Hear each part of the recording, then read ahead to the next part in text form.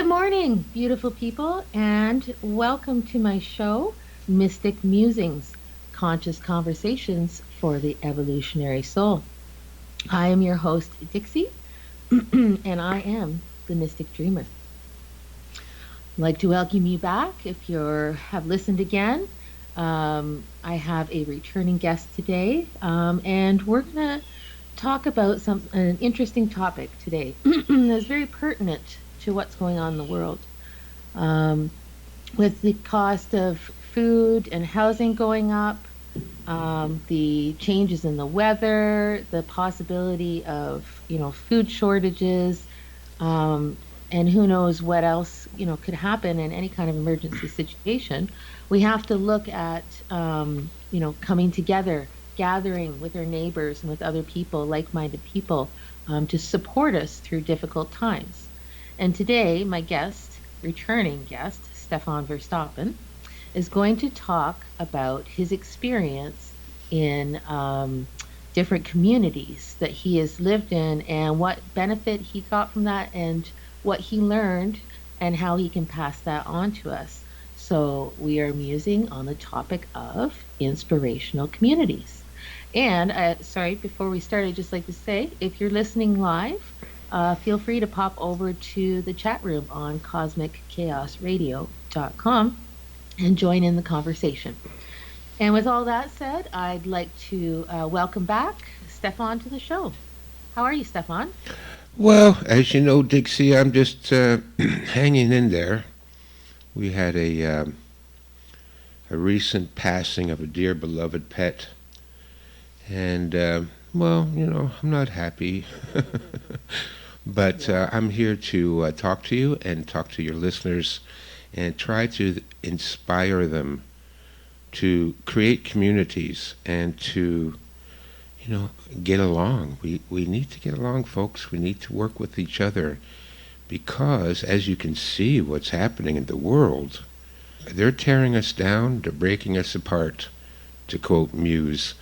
Um, and the way to survive the coming hunger and social collapse and monetary collapse and God knows what else, there seem to be hell bent on starting World War III. And if we are all isolated and alone and separated, we are vulnerable. We need to come together.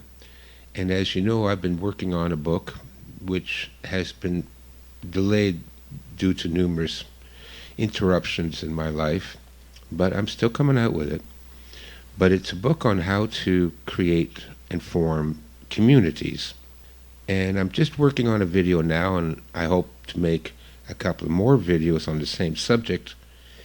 And that's on communities that I've been a part of in the past that have inspired me and that have lessons for us on how to create our own communities.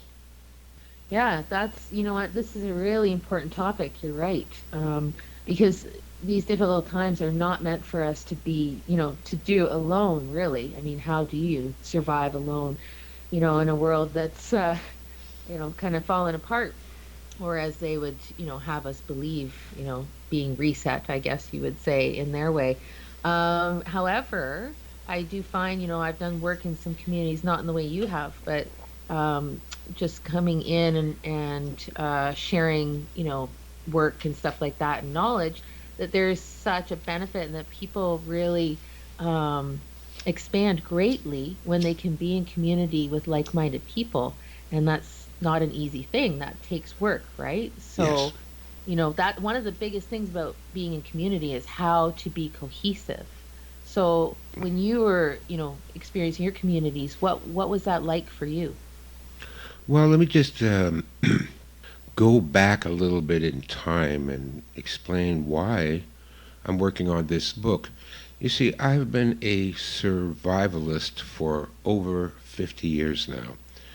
Growing up in the 60s, we were inundated with fear porn about the end of the world as a result of a nuclear war.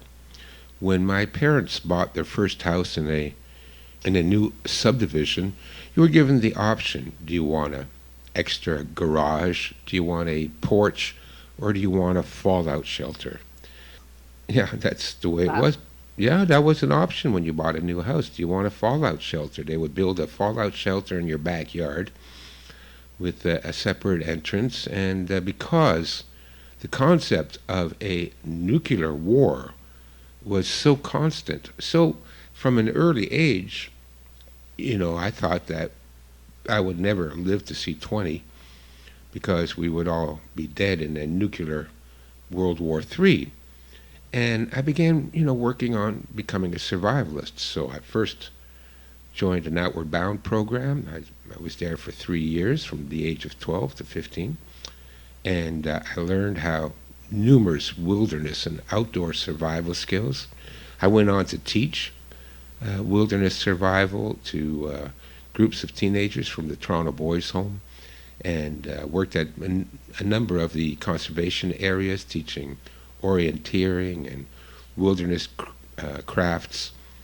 So I became pretty good at that. And then, I went into St. John Ambulance because I realized that in order to, become a good survivalist, you need to have some medical skills. What if there is no doctor around? Who's going to look after these people? Who's going to look after yourself? And so I gained some medical skills. I mean, I'm not a doctor or anything like that, but if there's nobody else around and you're in a car accident or you fell out of a tree and I'm there, you'd be glad that I'm there because I can help you. And I'll be able to help people around me if anything gets too serious.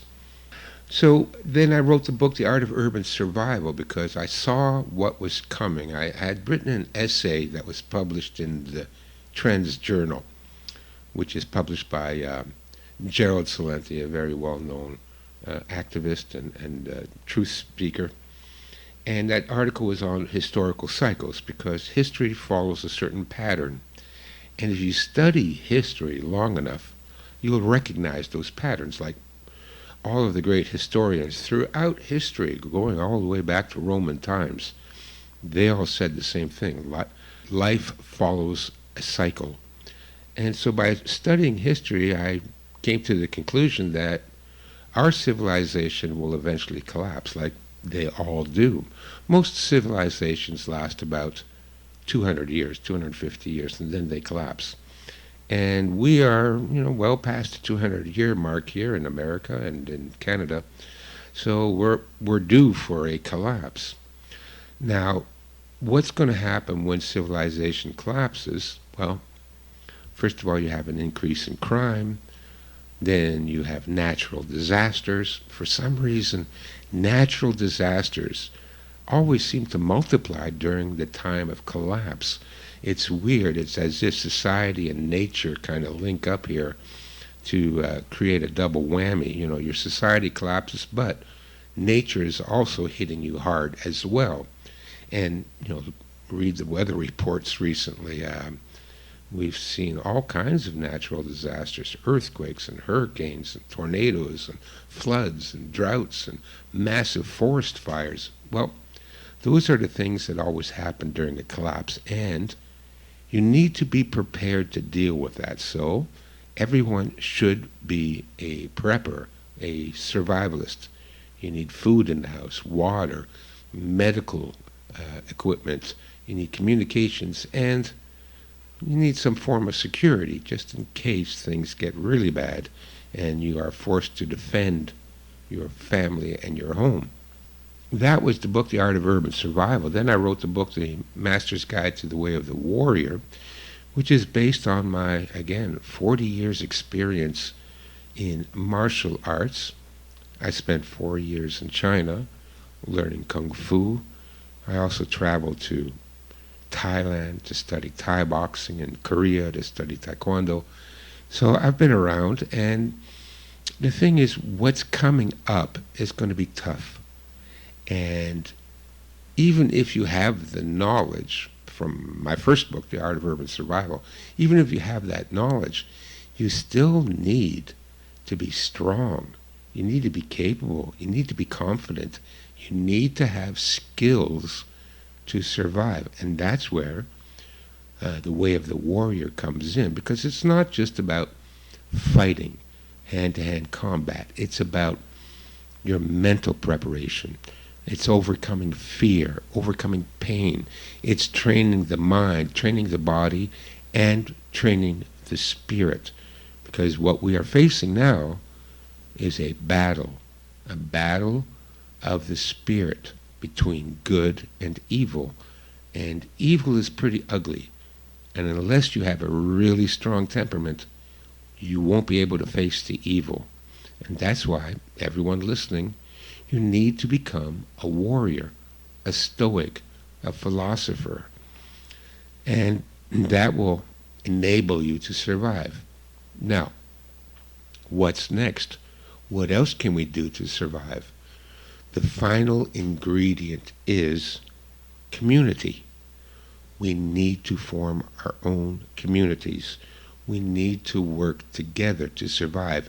If you are alone during the coming disasters, if you are alone, even if it's a tornado or a hurricane or ice storm that causes a blackout, you're going to be in a difficult position unless you have people that you can work with.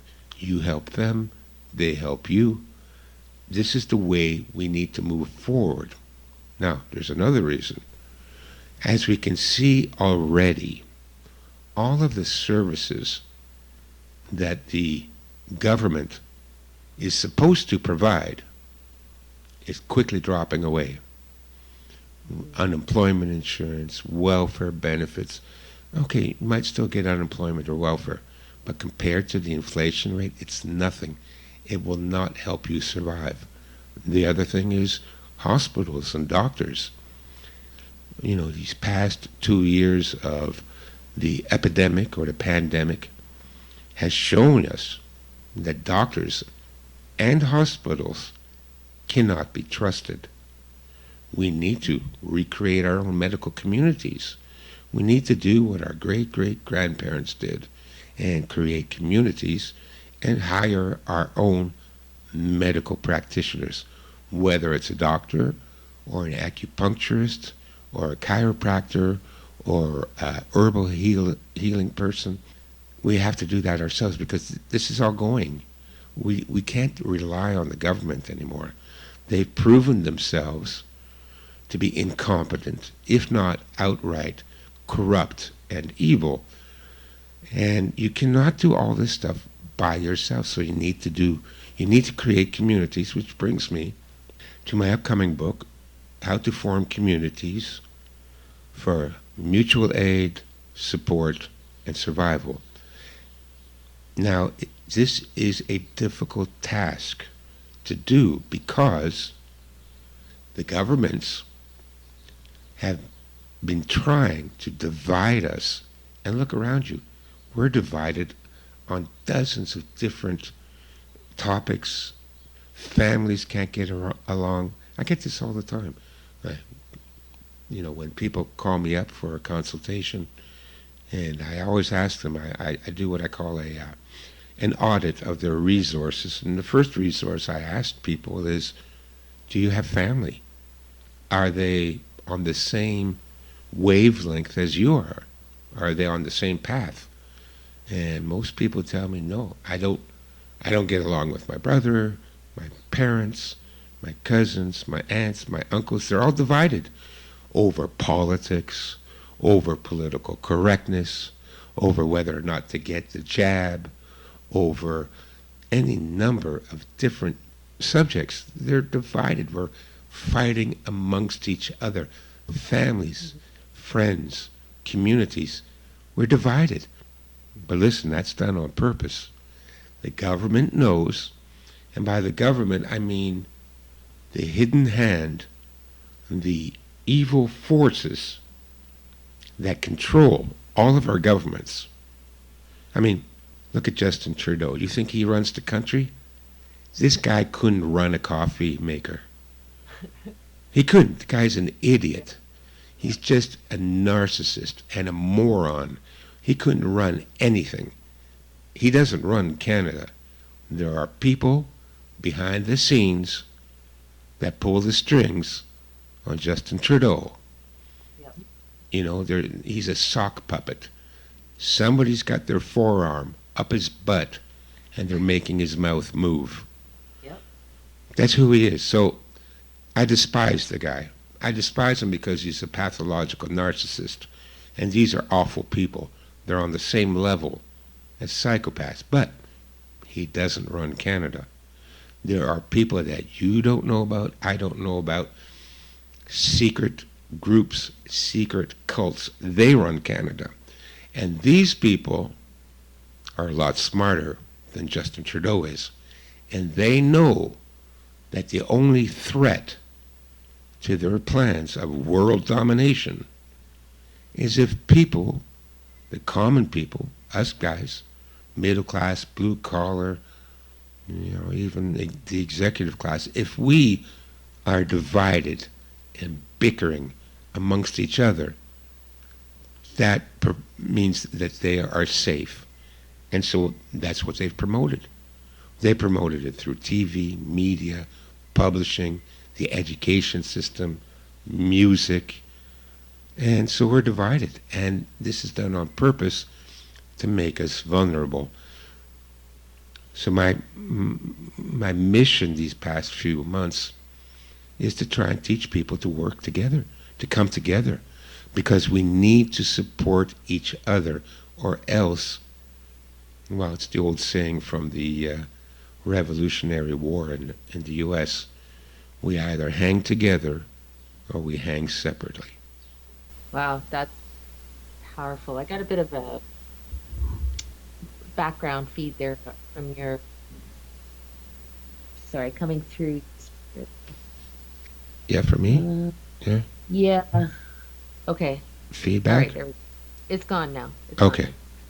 So, yeah, I absolutely agree with you on all of that. And um, the last thing that people who want to control um, the rest of us want is for us to come together. And I've seen how quickly that can happen, right? And, you know, when we had the power outage back, I think it was 2004, something, 2003, Mm-hmm. around there for like 3 days. And then everything went out. It was all, Southern Ontario, right into the States and everything. And, there were the gas stations shut down because they couldn't run the pumps. They couldn't, the bank machines weren't working. If you Right. didn't have cash, you had issue. Your toilets don't work because there's no power. Like you can't get the water pumped or anything. It's Right. pretty crazy. But what I did see, because there was no no TV, no internet, stuff like that. Like it was just not that accessible. So people went out on the streets. They went Yeah. out and they helped each other, and it was actually very powerful to see that, because I was in Brantford at the time, and Brantford is not a very cohesive city. And it was actually really amazing to see that happen with people.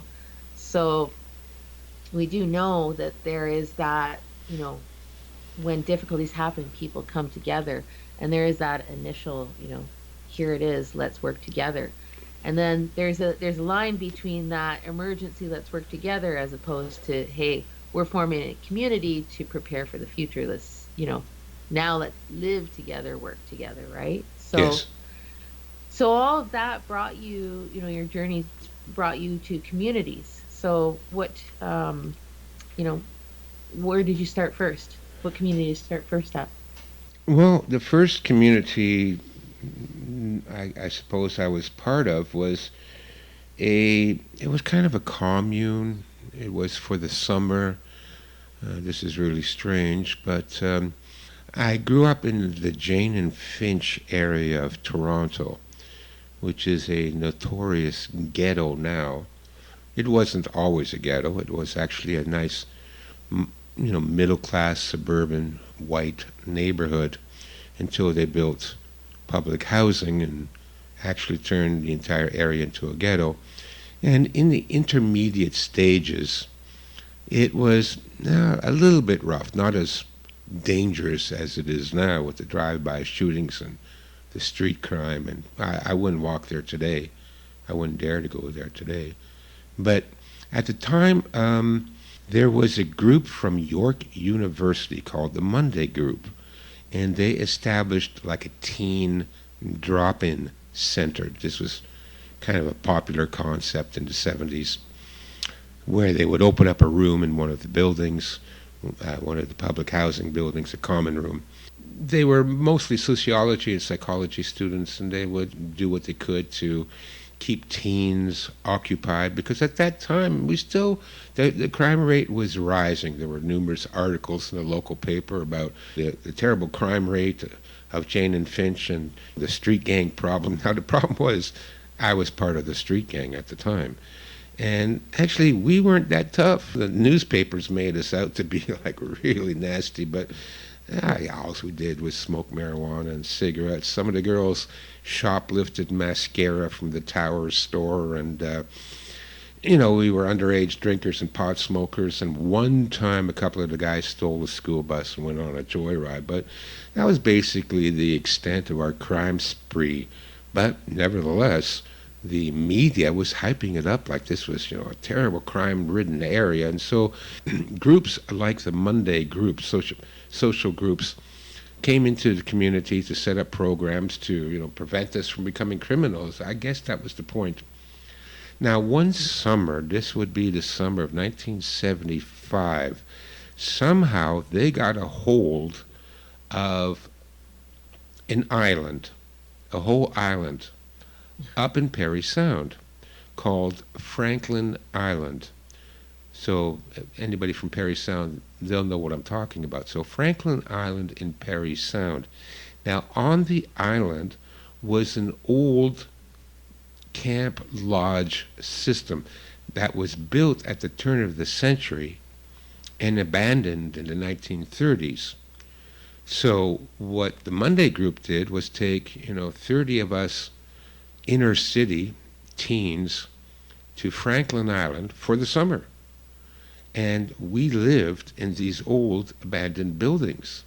I mean, it was really quite interesting. There was those, how during summer camp you learn how to make those spaghetti, you glue spaghetti to Bristol board and you paint it and you make pictures out of it. Yeah. So, it was kind of like primitive arts and crafts. And we would look at all these spaghetti paintings on the wall, and it would be signed Jason, 1920. Oh, wow. Lucille, 1921. This is how old this stuff was. I mean, it would have made an ideal location to film a horror movie, because we got these huge, dark, abandoned, lodge-like buildings. It would have been a great place to make a horror movie, but we weren't frightened at all by it. It was actually very quaint, and so we lived up there for the summer. So that was my first community, and actually I got my picture on the front page of the Perry Sound North Star newspaper. I'm still looking for it. I better call them, ask them if they can find it in their archives. But, I had improvised a watercraft. I built it out of scrap material.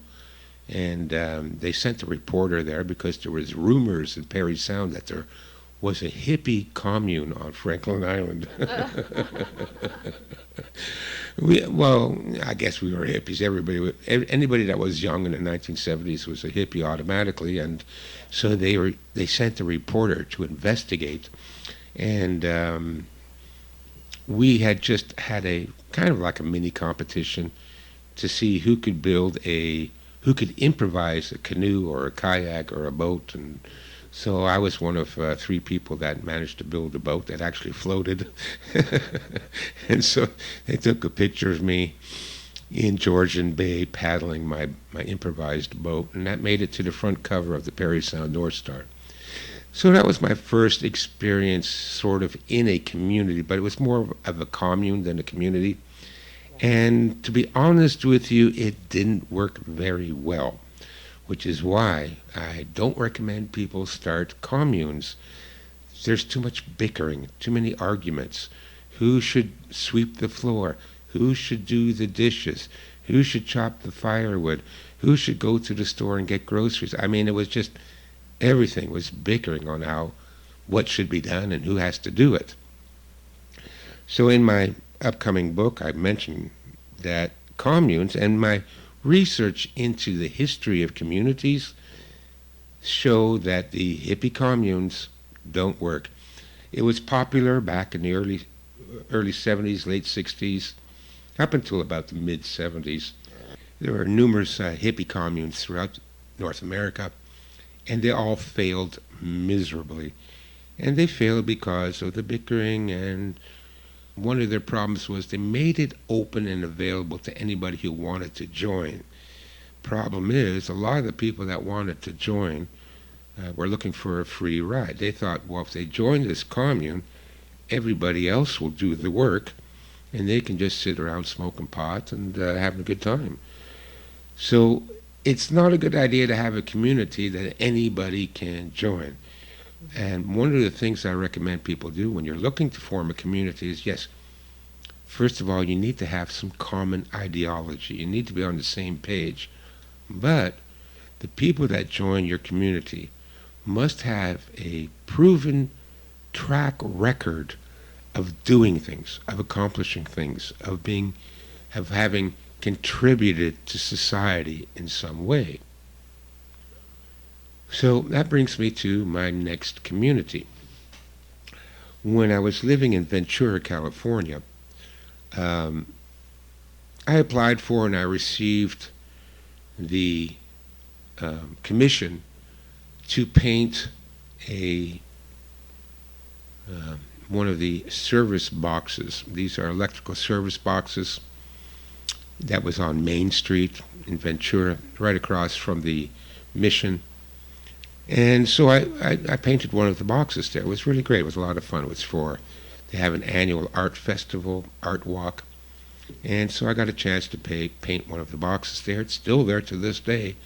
There's even people that take pictures of it and put it on, what is it, that photo sharing app, Pinterest. Oh, yeah, yeah, yeah. Yeah, so if you go on Pinterest and go Ventura, you'll probably find pictures of my artwork there. And the next year I applied for another commission, which was to do a temporary public art installation. It was only supposed to be up for a weekend, but it ended up being up for like a month because it was so popular. And it was that's when I created my installation called Tubular Zen, which was an interactive electronic light and sound art installation. And I got a lot of publicity. Now, when I was out there setting it up, this guy came up to me and said, "Hey, do you need a hand?"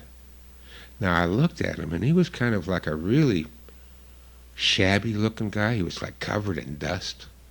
I thought he was a homeless person, which is okay because I've always done what I can to support homeless people. And on a couple of my art installations, I would hire. I'd say I'd give him $100, help me, pick up some stuff and carry and clean the site up with me. And so I'm open to helping the homeless people. And I said, sure, I could use some help. I'll pay you $100 if you want to help me for a day.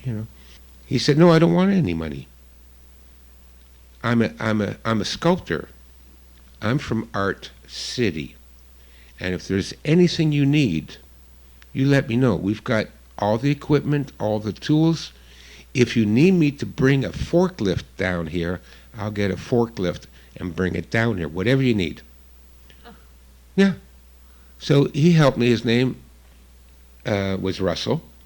Is Russell. I guess he's still alive. I don't know. I haven't spoken to him in 10 years, but his name is Russell, and he was a great help, and he introduced me to the artists at Art City. What a place, what a community. Now, in my book, I recommend that if you are going to form a community, like an official community, and either incorporate it or become a non-profit, so like if you're going to do a homeschooling community, or you're going to do a food co-op community, or you're going to do a a lending circle or a lending society. You're going to basically create your own bank. I recommend that you do that under a benign, benevolent facade, because government, and like I said, it's not Trudeau and all these lunatics, Macron and Biden. Oh my God, the guy can barely speak. Or that Kamala Harris, what an idiot. These people don't run things, but the people behind them, they know, and they are on the lookout for anybody that forms a community, because they know the only threat to their power is communities. Now, in researching, again, the history of communities, I discovered to my surprise that many of the most successful communities were actually art colonies. For example, you may have heard of Woodstock, New York. Woodstock, New York, before the big hippie concert, was actually a artist community going all the way back to the 1930s, and a very successful artist community. Other communities such as Carmel by the Sea in California. Now, anybody that's been to California, if you've been to Carmel, which is in Monterey County, it's very close to Monterey, and it's up around Big Sur, which is one of the most stunning geographical areas in the world. Just beautiful. Redwood trees, craggy cliffs, ocean, beautiful. And Carmel by the Sea, boy, if I could come back and do it all over again, let me be born in Carmel. What a gorgeous little town, beautiful, and the beach. And you know who lives there? Clint Eastwood lives there. I mean, right now, to live in Carmel, you have to have buku bucks. It's very expensive to live there because it's absolutely beautiful. It's one of the most beautiful small towns in one of the most beautiful locations in the world. But it actually started out as an artist colony. Artists in the 1900s and the 1920s were attracted to Carmel because of its beauty. They went there to paint the trees and the mountains and the ocean and the beaches. And that's how it started. So there are many communities that started out in the world as an artist's colony. Art City in Ventura is the same. And one reason I like the idea of an artist's colony is because you're under the radar. Now, currently, I work with people all over the United States and Canada. Many of them are forming what you would call survivalist communities, are going to attract the government attention. They will send FBI agents to infiltrate your community and subvert it. They'll arrest everybody. So no matter what kind of community, even if you want to do a homeschool community, homeschooling is illegal in many of the states, and also it's illegal in many countries in Europe. You're not allowed to homeschool your kids. You must send them to the government indoctrination centers. So even if you wanted to do something as benign and as harmless and as innocent as form a homeschooling community, the government is out to get you. So we can form those communities. We just have to use it. We just have to form them behind a facade. And an artist colony, it's pretty benign. You know, it doesn't really attract the attention of the government. They're not going to be too worried about you. They'll figure it's just a bunch of painters, and you're not going to be fomenting a revolution or challenging the powers that be. You're just going to be painting. So they will overlook you. And this is what I recommend in my upcoming book. If you're going to form a community, whether it's homeschooling, a food co-op, because again, food co-op, oh my God, people are looking after each other. They're supplying themselves with food, They're not going through Amazon grocery. We can't have that. Again, you risk drawing the attention of the government. So forming it under an artist's community is a good facade. And not only that, there's nothing wrong with forming an artist community. Now, I got to know all the people at Art City, and it was amazing. It is on an acre of property, and it's in the industrial area of Ventura.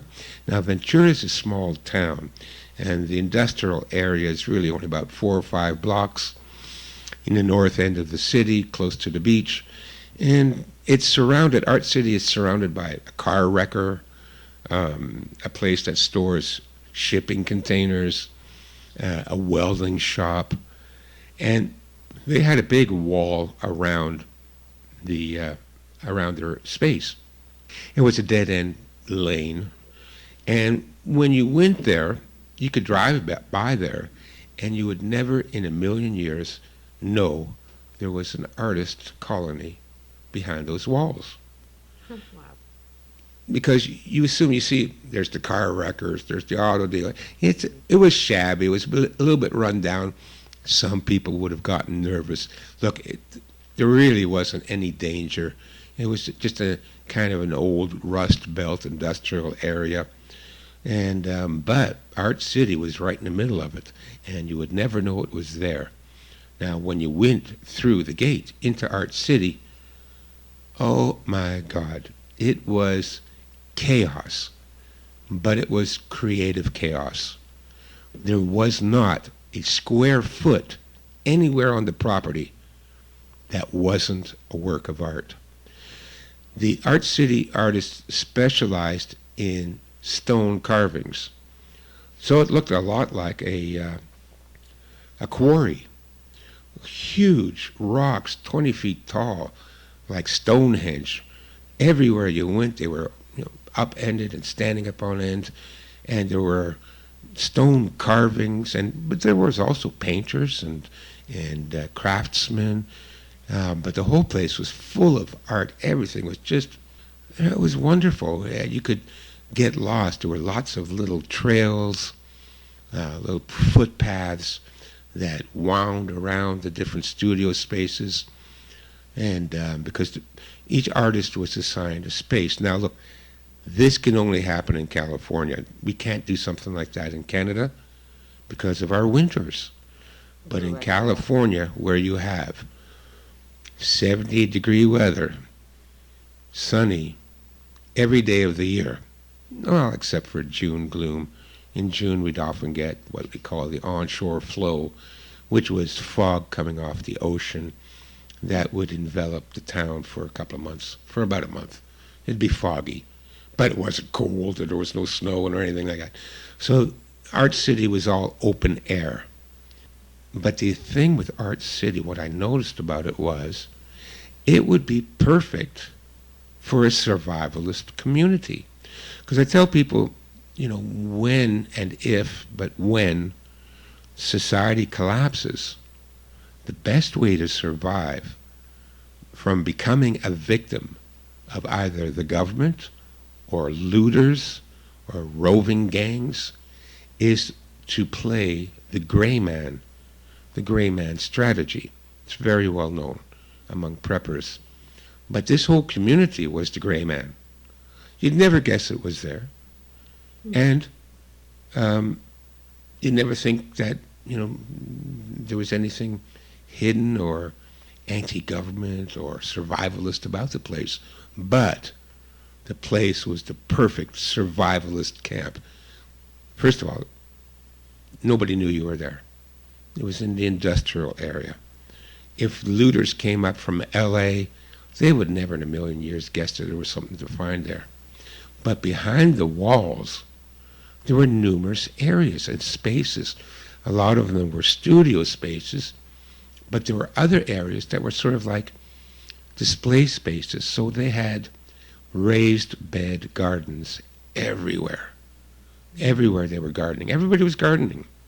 They had solar panels on the roofs. They had a wind generator high up on a tower, and they had chicken coops. The chickens were everywhere. They just had a free run of the place. So you can walk around there and go to a studio space, see some guy, chipping at a stone sculpture, and there'd be chickens running around. Nice. And there were houses there, like, or apartments or something there where Not people lived around them? exactly. There were something more akin to trailers. Okay. All right. So there was a trailer that was the studio space. There was a trailer that was the office. There was a trailer that was rented out to a couple of painters. There was, what do you call that, a jet stream trailer in another area. But, I mean, you didn't see them because they were behind bushes, behind plants, behind sculptures. You had to kind of explore the area to find it. And I would be putting a video up where, I took my camera and I videotaped every square inch of the place. There was an open air communal kitchen and refrigerator and stove, and so any of the artists in the area could just go and, if you're hungry, you just go to the kitchen and cook yourself something. There Mm. was public washrooms, but like I said, everything was done. Everything was filled with art. The public washroom was full of sculptures, water sculptures.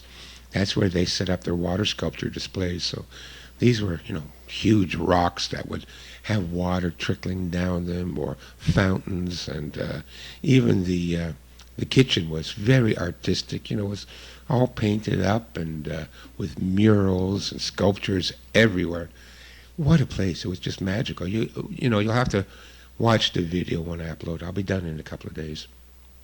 Were people like actually living there together, or was it just like a gathering space? It was a gathering space, so they weren't living there. Okay. Now, a couple of people stayed there. A couple of people lived there in the Jetstream trailer, but it was on a need basis.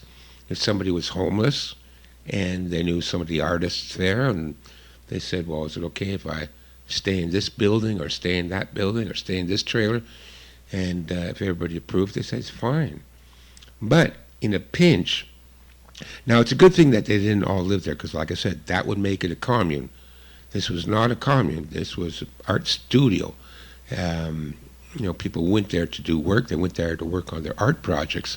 But if there is a social collapse, the buildings that they had on the property could easily house about 30 people.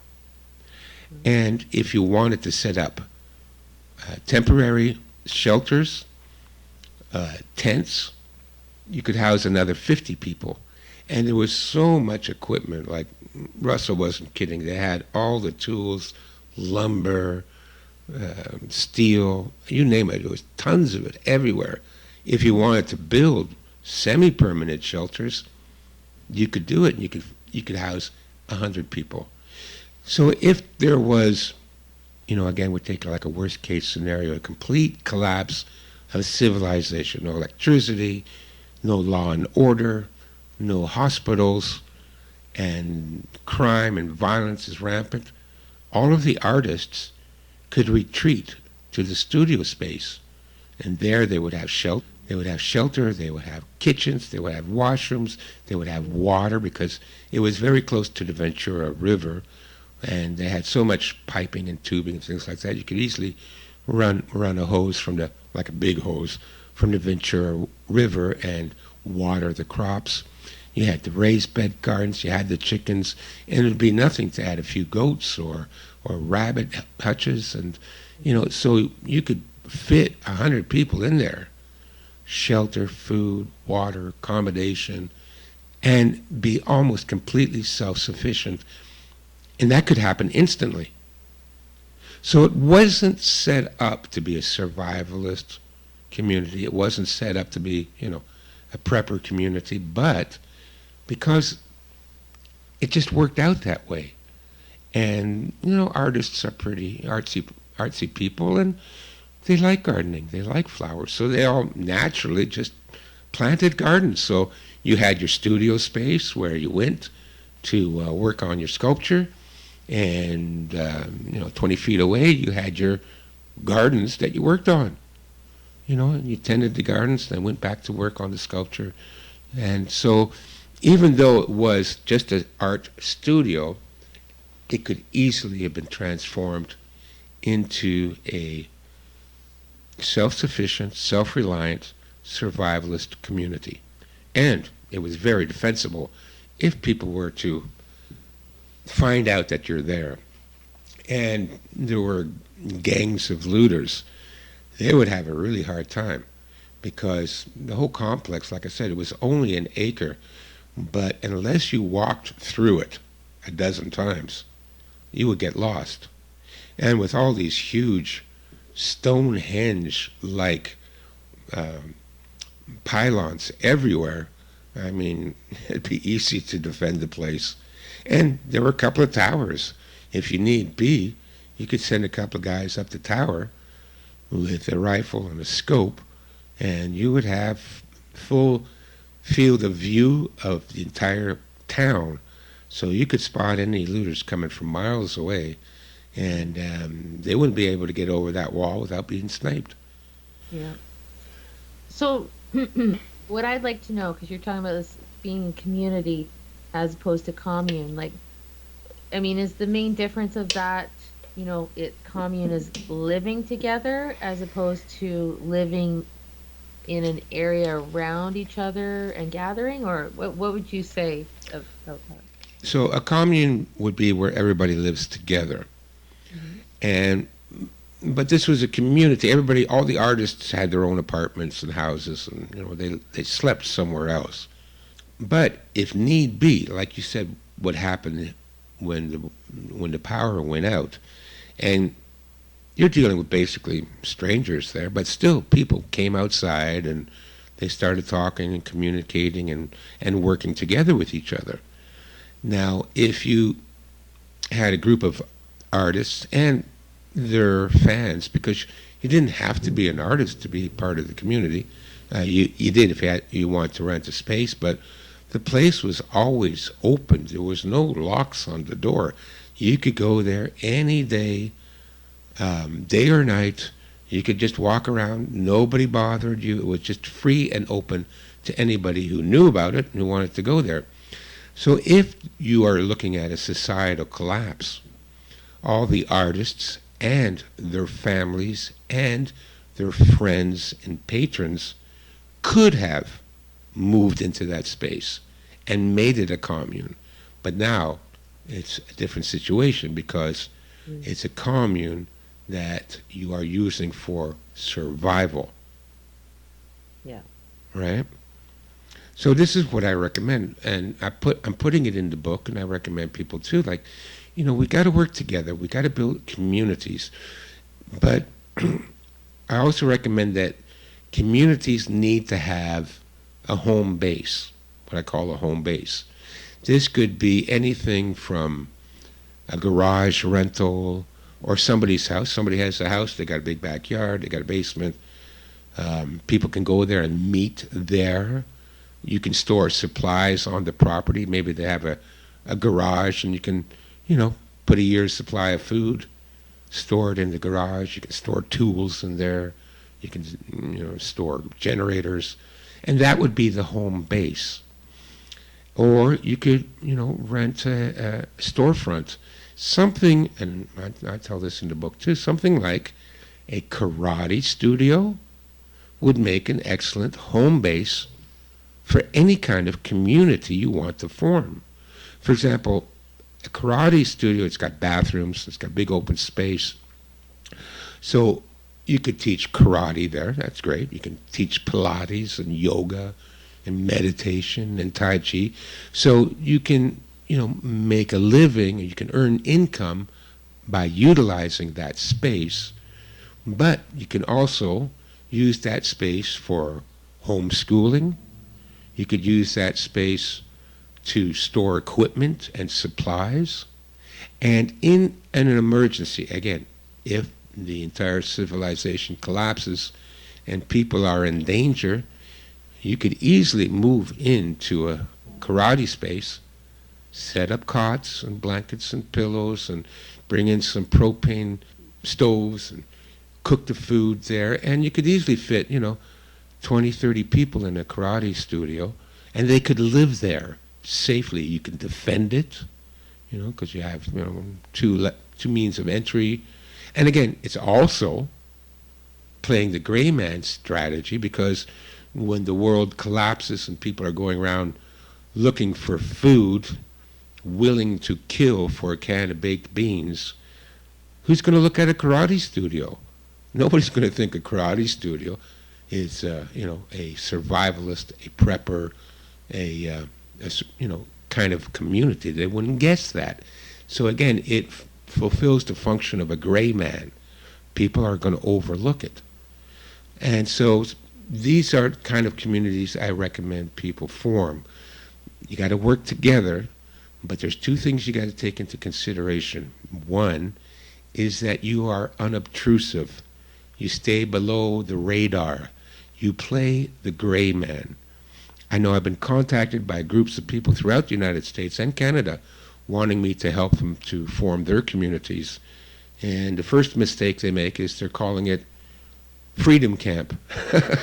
Yeah. I said Freedom Camp, or Survivalist Community, or Northern Ontario Militia. Look, you are putting a target on your back when you use those kind of names. I'd rather you call it Anti-Maize Knitting Society. Yeah. Like, it doesn't matter what you call it so long as it's under the radar and it doesn't attract attention. So the government's not going to be going to Anti-Maize Knitting Society, and neither are the looters and the gangsters and the warlords that inevitably arise during times of crisis. It always happens, throughout history. Civilization collapses, no police, no military. Guess what? You got warlords running everything. They'll run whole sections of the city. And these warlords aren't interested in Anti-Maize Knitting Society, even though Anti-Maize Knitting Society might have 5 years of worth of food stockpiled, firearms and ammunition, a mobile hospital. You can store all that stuff in there. You can do this yourself. So like I said, the two rules are, number one, you got to be under the radar, play the gray man. And the second thing I recommend is that whatever community you form, you have a plan in place that if you need to, you can expand the function of your community. So let's have a homeschooling club, and we can teach the classes at the local karate club. That's very fine. Doesn't attract anybody's attention. But if we were to put, well, let's store, a year's supply of food in the back room, and some propane cookers, maybe some folding cots, blankets. Let's put some medical supplies in there. Now, if you need to, that space can be transformed into what you need to survive. So it can be transformed into a soup kitchen if you want. You can cook food and hand it out to the community at the front door. You can bake your own bread, make your own soup and stew, and feed the hungry people that are in your community. If you got enough food and things aren't too dangerous that they're going to kill you for it. But you can do that. Mm-hmm. Or if you need to set up a medical clinic, you can do that. We can hang a curtain from the ceiling, quarter off an area of the dojo space, put some equipment in there, some beds, have some volunteers that know acupuncture, herbal healing, and we make it a medical clinic so we can take in the sick. But of course, the people that are part of your community, you can't open it up to everybody. That's a big mistake. Again, like I said, with the communes, they opened it up to everybody. But for our people, our community, that's why we need to form them now. But that space is transformable. So it can go from a karate studio to a homeschool class, to a meeting room, to a hospital, to a soup kitchen. We can do all that using that space. So those are the two things I recommend people take into consideration when forming communities. And then the last thing I'm going to say, because we're almost out of time, and that is, In order to become a member of art studio, you had to be an artist and you had to provide a portfolio of your work. And then the people in the community would look at your art portfolio and they would see the work you've done and they would decide whether or not you can join. So what this means is you had to prove yourself worthy of joining the community. So whatever community you intend to set up, you have to have a prerequisite. Not everybody can join. So if you're going to do homeschooling, well, do you have any training in early childhood education? Are you a teacher? Are you a professor? Are you a writer? We need to know this before we allow you to join. Because it can't just be everybody and anybody. These communities are going to be lifeboats. And you can't overload the lifeboat or it'll tip and everybody drowns. So those are the things I recommend. Build a community, whatever kind of community. We can call it whatever. Audubon Society, Ingersoll Search and Rescue. You can call it whatever you want. Keep it under the radar. But bear in mind that people have to prove themselves before they can join. They have to be worthy. And hopefully you're flexible enough to adapt your community to fulfill whatever need you have. Yeah. Well, that is great. Thank you so much, Stefan. It's a good way to finish up here. I know there's so much more that we can talk about, and I mean, you're coming out with your book and your other work that you're doing right now. So, if people want to reach you because you do consultations and things like that, or they want to pick up any of your books, so where can they do that? At China Strategies, which is one word, chinastrategies.com. And it's named after my book, China Strategies, but you find everything there, chinastrategies.com. Okay, wonderful. So for everybody who's listening, if you're looking towards the future and preparing, take these words from Stefan and start making connections, like good connections with the people in your community around you, and with like-minded people. Start, I mean, if you haven't already, it'd be a good thing to already be on this. But if you haven't already, really start looking for people who are willing to share this with you and get in on that, because you never know when you might need your neighbor's help, or in any kind of emergency situation, even aside from a collapse of society. So excuse me. So I'd like to thank you for coming on again, Stefan. I'm sure you'll be back on again in the future.